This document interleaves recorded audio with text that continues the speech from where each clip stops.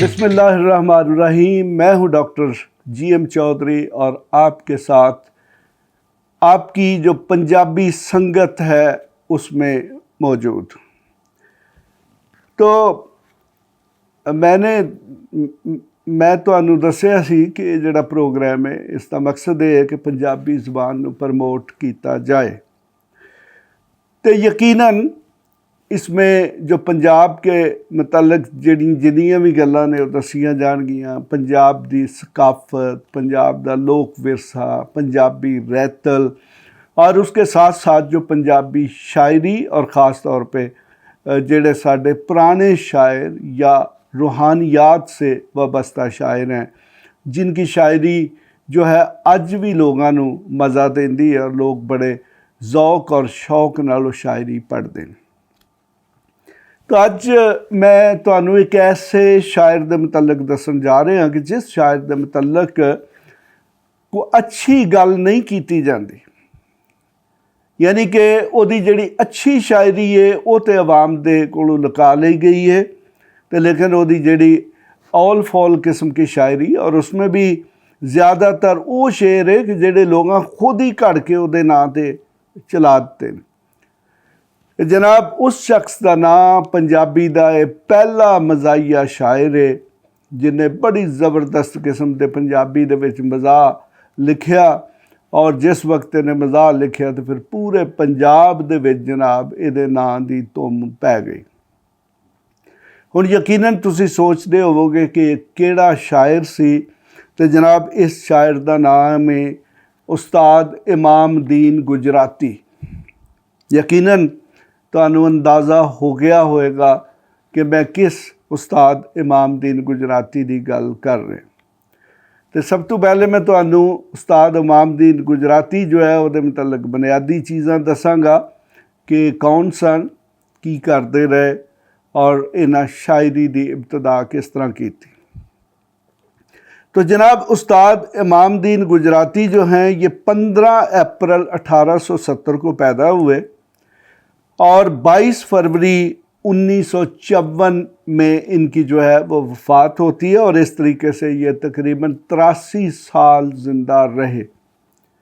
अच्छा, बड़ी दिलचस्प गल है कि अल्लामा इकबाल और कायदे आज़म भी उम्र चो इन्होंने छोटे सन, क्योंकि ये 1870 च पैदा होए, जबकि अल्लामा इकबाल और कायदे आज़म जेड़े ने 70 तो बाद यानी कि 76 और 77 दे विच पैदा होए।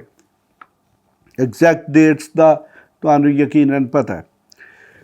तो लेकिन इस शख्स ने शायरी जिहड़ी है वो को बचपन शुरू नहीं की थी, और ना ही इन्हें कोई समझो कि शायरी नू बजाते एक पेशे दे इख्तियार किया। और 1901 अगर तुसीं देखो तो 1901 का वो जमाना है कि जदों मुस्लिम लीग तो 1906 च बनी है, जबकि कांग्रेस 1885 च बन चुकी सी। ते पंजाब च और पूरे पाकिस्तान दे विच, पूरे हिंदुस्तान दे विच आज़ादी दी लहर जिहड़ी है वो चल पई सी। तो जनाब 1901 च इस शख्स ने अपनी उर्दू और पंजाबी शायरी शुरू की थी। उस दौर च अल्लामा इकबाल जिहड़े ने वो भी शायरी कर रहे थे। तो अक्सर ये कहा जाता है कि उस्ताद इमाम दीन गुजराती जिहड़े ने इन्हां अल्लामा इकबाल की शायरी नू चैलेंज किया। वो किस तरह किया कि अल्लामा इकबाल की जिहड़ी पहली किताब छपी वो बांगे दरा सी, यानी कि जिसका आम लोगों के लिए जो तर्जमा है वो घंटी की आवाज़। तो उस्ताद इमाम दीन गुजराती जो है इन्होंने जो अपनी किताब लिखी, उर्दू की किताब है, तो उन्होंने इसका नाम रखा बांगे धुल। धुल बोलते हैं ढोल को, यानी कि अल्लामा इकबाल की जो किताब है उसका नाम था बांगे दरा, यानी कि घंटी की आवाज़। इन्होंने अपनी किताब का नाम रखा कि बांगे दहुल यानी कि ढोल की आवाज़। तो यकीनन खुद ही तुसी अंदाज़ा ला सकते हो कि घंटी की आवाज़ ज़्यादा होंदी है या ढोल की आवाज़ ज़्यादा होंदी है। और अक्सर इन्हां दी जिहड़ी उर्दू की शायरी है उन्होंने अगर तुसी देखोगे तो अलामा इकबाल दीयां जिन्नियां नज़मां बांगे दरा दे विच छपियां कमों बेश हो उन्हां दे उत्ते तनकीद सी या उन्हां दे मिलदे जुलदे टॉपिक जिहड़े ने इन्हां ने डिस्कस कीते। चलें, बहरहाल मैं आपको बुनियादी बातें बताता हूँ। तो ये जो उस्ताद इमामुद्दीन गुजराती हैं जी, ये प्राइमरी पास थे, ये कोई PhD या बहुत ज़्यादा पढ़े लिखे शख्स नहीं थे। जो गुजरात शहर से इनका ताल्लुक़ था, फतोपुरा जो है एक महल्ला है जहाँ पर ये पैदा हुए और वहीं पर इनने नौकरी की और वहीं पर ये फौत हुए और वहीं पर गुजरात में ही इनको दफन किया गया। तो जनाब इनका जो असल नाम सी वो इमामुद्दीन सी, जबकि इन्हां दी मशहूरी जिहड़ी है उस्ताद इमामुद्दीन गुजराती दे नाम नाल हुई। बड़ी दिलचस्प गल है जी कि इस शख्स नूं गुजरात दे लोगां और गुजरातों बाद दे लोगां ने बड़े बड़े अलकाबात दिते। मसां वो किहड़े लकब सन, वो किहड़े नां सन। तो जनाब इन्हां नूं उस्तादे वाला शान, नाज़े सुखन, बानिए अदब, मलकुल शोरा, उस्तादुल शोरा, इमाम शेर, तोती सुखन, यानी कि देखें ये कितने सारे इनको अलकाबात मिले। लेकिन बड़ी दिलचस्प गल है कि इन्हां सारे लकबां दे बावजूद अज कोई भी इन्हां दी जिहड़ी अच्छी शायरी मौजूद है उसके हवाले नाल इन्हां नूं नहीं जानता। लाहौर, गुजरात या और जो शहरों में बड़े बड़े मुशायरे होते थे तो उनमें ये जाके अपनी जो नज़में हैं, जो गज़लें हैं वो पढ़ते सन। बल्कि मैं इन्हां दी किताब जिहड़ी कि इस वक्त मेरे को मौजूद है, बांगे दरा तो इकबाल की थी, तो जो उसके मुकाबले में बांगे दहुल लिखी गई है आपके सामने इस वक्त ये कैमरे के सामने मौजूद है। और ये किताब जो है मार्केट में अवेलेबल है। ये लाहौर के एक पब्लिशर हैं जो कि जिनका नाम जो है वो ख़ज़ीना इल्मो अदब है और मेरे ख़्याल में उनके पास इस वक्त भी मौजूद है। अगर कोई शख्स पढ़ना चाहता है तो यकीनन उनसे मंगवा सकता है। तो इस किताब में जो है इन्होंने अपनी उर्दू शायरी जो है वो उसका आगाज़ किया और बड़े क्लास की इसमें नज़में मौजूद हैं। और बल्कि इसमें एक ऐसी नज़म भी मौजूद है जो उस वक्त चीफ जस्टिस थे बस जो पंजाब हाई कोर्ट के जस्टिस मनीर, वो जब गुजरात आए तो उनके इस्तकबालिये में वो नज़म पढ़ी गई। इससे आप अंदाज़ा लगा सकते हैं कि उस्ताद इमामुद्दीन गुजराती कितना बड़ा शायर सी। लेकिन चूँकि उन्हों का नाम जिहड़ा वो जिहड़ी कुछ ऑल फॉल किस्म की शायरी है वो हवाले नाल ज़्यादा बदनाम हो गया, लिहाजा उन्होंने जिहड़ी अच्छी शायरी है वो सारी दी सारी अवामी नज़रां तो लुक गई। तो जनाब इनके वालिद का नाम जो है वो हसन मोहम्मद कश्मीरी था। 15 अप्रैल 1870 को पैदा हुए, 22 फरवरी 1954 में इनकी वफ़ात हुई। इस तरह इनकी जो टोटल उम्र है वो 83 वरे 10 महीने और 7 दिन है। और इन्हां दी जिहड़ी जाए पैदाइश है जी कि महल्ला फतोपुरा गुजरात। इन्हां दा जी बहुत बड़ा जी कोई ख़ानदान नहीं सी, एक बिल्कुल आम शख्स सन, प्राइमरी तालीम सी। तो लेकिन जनाब इनको बहुत सारी अजाजी डिग्रियां दी गई। ये बड़ी एक हैरान कुन गल है कि एक शख्स जिहदी सिर्फ प्राइमरी तालीम है उन्होंने किन्नियां सारियां अजाजी डिग्रियां दित्तियां, यानी कि लोगां दे दित्तियां, किसी बाकायदा यूनिवर्सिटी ने नहीं दित्तियां, लोगां दित्तियां। मसलन इसमें BA बानिए अदब, MA मूजदे अदब, LLB लासानियुल मानी, उसके बाद PhD फाजल डिग्री, ASS अफसर शेर शायरी, USA उस्तादे शोराए आलम। आप देखेंगे इनको जनाब कितनी डिग्रियां मिली।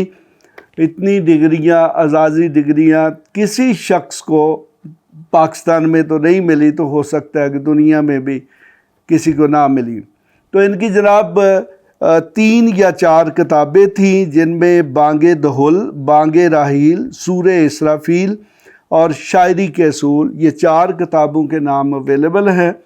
तो मज़ीद भी इनने बहुत सारे शेर कहे होंगे जो हो सकता है कि किताबों में मौजूद ना हो। तो जनाब इन्हें अपनी ज़िंदगी का आगाज़ जिहड़ा गुजरात शहर दे विच चुंगी महरर, जिहड़े सीनियर लोग ने, पुराने लोग ने, उन्होंने पता कि चुंगी किस चीज़ का नाम है। अज भी हर शहर दे विच कोई ना कोई इलाका जिहड़ा चुंगी के नाम नाल जानिया जांदा है। तो चुंगी बेसिकली सड़क के किनारे ते हुंदी सी, ते जिहड़े भी लोग बाहरों चीज़ां लैके आउंदे सन उन्हां ते एक छोटा जिहा टैक्स चुंगी दे नाम ते लाया जांदा सी, ते जनाब चुंगी महरर सन।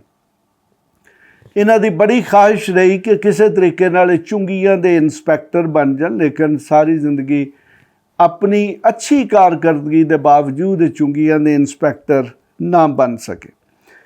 तो इस तरीके से जहाँ तक इन्हां दा जनाब शायरी का तल्लक है, वो इन्हां हर वड्डे तो वड्डे फोरम ते जाके पढ़ी। उहदे च मुस्लिम लीग दे फोरम भी मौजूद सन, उहदे च बाकी भी बड़े बड़े फोरम मौजूद सन। ते अगर तुसी इन्हां दी किताब बांगे दहुल नूं पढ़ोगे तो देखोगे कि इन्हां बड़े बड़े अच्छे टॉपिक्स ते बड़ी बड़े अच्छे शेर कहे, लेकिन इन्हां दी जिहड़ी मशहूरी है वो इन्हां दी जिहड़ी पंजाबी शायरी है, जिहड़ी कि वो किताब अजकल बहुत घट अवेलेबल है, बांगे रहील दे नां ते हुई, जिहदे विच इन्हां अपनी पंजाबी शायरी कीती। और जैसे ही वो किताब छपी तो जनाब पूरे पंजाब च दुआई पै गई, क्योंकि वो शेर जिहड़े सन वो ऐसी पंजाबी सन और ऐसे स्टाइल सन या ऐसे उन्हां दे विच मसाइल बयान किए गए सन कि जिहड़े हर पंजाबी शख्स दे नाल मुश्तरक मसाइल सन।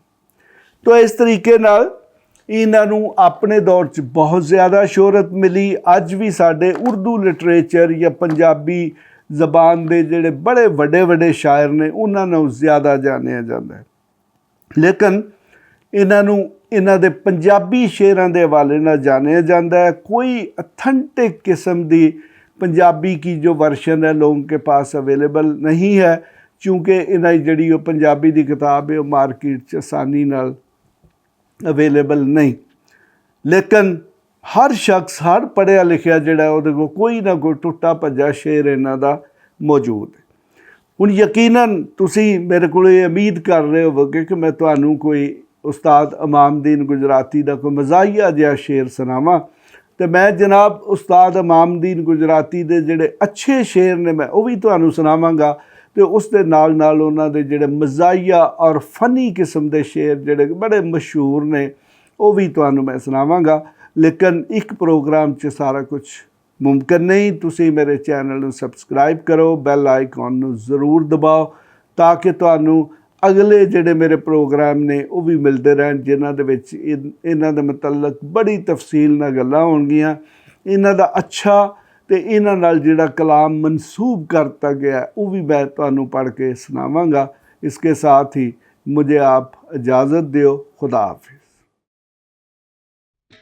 इस तरह दियां होर वीडियोस लई इस चैनल नूं सबसक्राइब करो ਅਤੇ ਜੇਕਰ ਤੁਹਾਡੇ ਕੋਈ ਸਵਾਲ ਹਨ ਤਾਂ ਸਾਨੂੰ ਕਮੈਂਟ ਵਿੱਚ ਪੁੱਛੋ ਅਤੇ ਇਸ ਵੀਡੀਓ ਨੂੰ ਆਪਣੇ ਦੋਸਤਾਂ ਅਤੇ ਯਾਰਾਂ ਨਾਲ ਸ਼ੇਅਰ ਕਰੋ।